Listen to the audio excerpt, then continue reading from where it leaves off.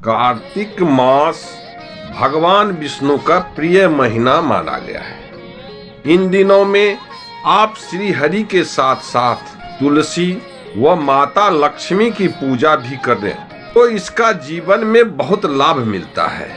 कार्तिक मास में गंगा स्नान, दीप दान और दान धर्म करने से भी बहुत लाभ मिलते हैं और इस महीने को महापुनीत पर्व भी कहा गया है। कार्तिक माह में इन कथाओं का वर्णन है। आइए जानते हैं कार्तिक महात्म्य के पहला अध्याय। नैमिषारण्य तीर्थ में श्री सूत जी ने 88,000 शौनकादिक ऋषियों से कहा, अब मैं आपको कार्तिक मास की कथा विस्तार पूर्वक सुनाता हूँ, जिसका श्रवण करने से मनुष्य के सभी पाप नष्ट हो जाते हैं और अंत समय में वैकुंठ धाम की प्राप्ति होती है। सूत जी ने कहा, भगवान श्री कृष्ण से अनुमति लेकर देवर्षि नारद के चले जाने के पश्चात सत्यभामा प्रसन्न होकर भगवान कृष्ण से बोली, हे प्रभु, मैं धन्य हुई, मेरा जन्म सफल हुआ। मुझ जैसी त्रिलोक्य सुंदरी के जन्मदाता भी धन्य है, जो आपकी 16,000 स्त्रियों के बीच में आपकी परम प्यारी पत्नी बनी। मैं आपके साथ नारद जी को वह कल्प वृक्ष आदि पुरुष विधि पूर्वक दान में दिया, परंतु वही कल्प वृक्ष मेरे घर लहराया करता है। यह बात मृत्युलोक में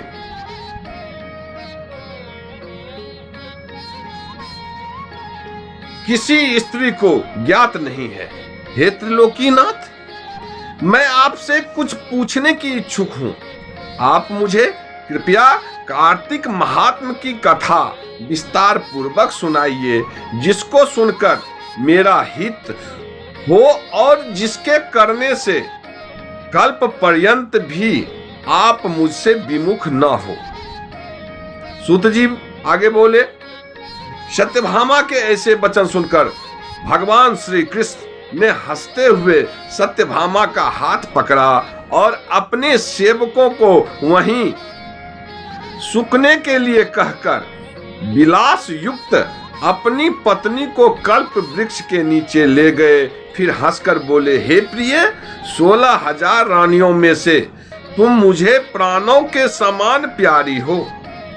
तुम्हारे लिए मैंने इंद्र एवं देवताओं से विरोध किया था। हे कांते, जो बात तुमने मुझसे पूछी है उसे ध्यान पूर्वक सुनो।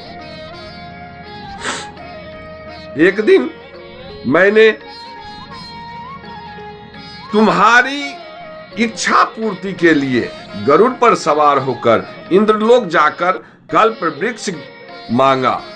इंद्र द्वारा मना किया जाने पर इंद्र एवं गरुड़ में घोर संग्राम हुआ और गौलोक में भी गरुड़ जी गौओं से युद्ध किया। गरुड़ की चोट से उनके कान एवं पूंछ कटकर गिरने लगे, जिससे 3 वस्तुएं उत्पन्न हुई।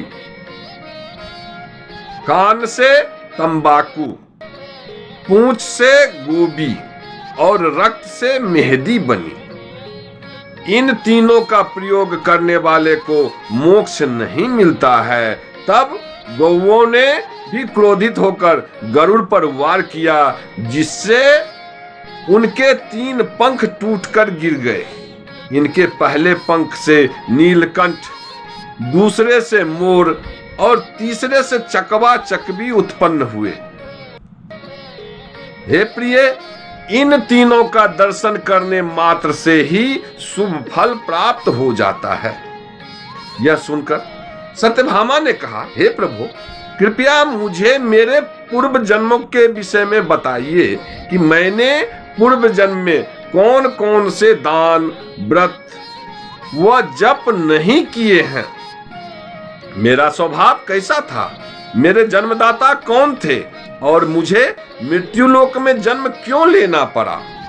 मैंने ऐसा कौन सा पुण्य कर्म किया था कि जिससे मैं आपकी अर्धांगिनी हुई?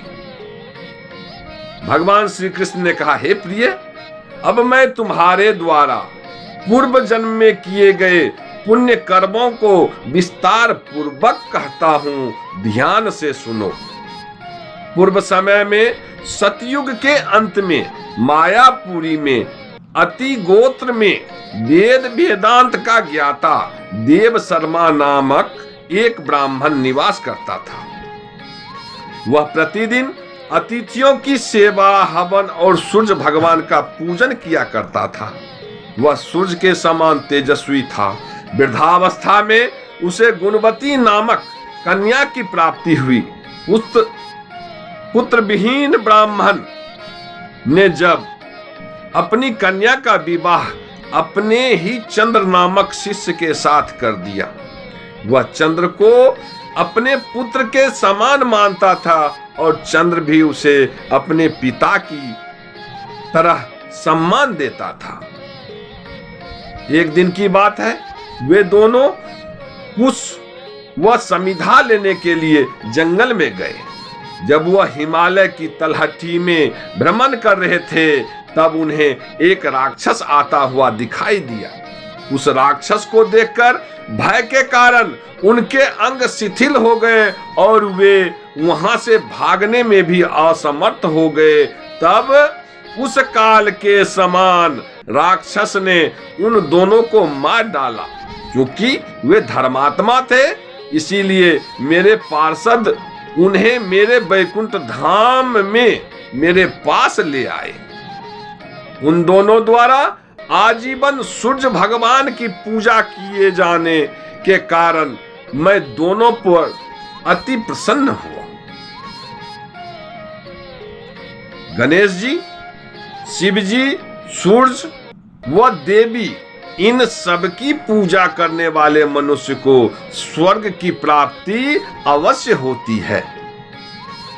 मैं एक होता हुआ भी काल और कर्म के भेद से 5 प्रकार का होता हूं। जैसे एक देवदत्त, पिता, भ्राता आदि नामों से पुकारा जाता है।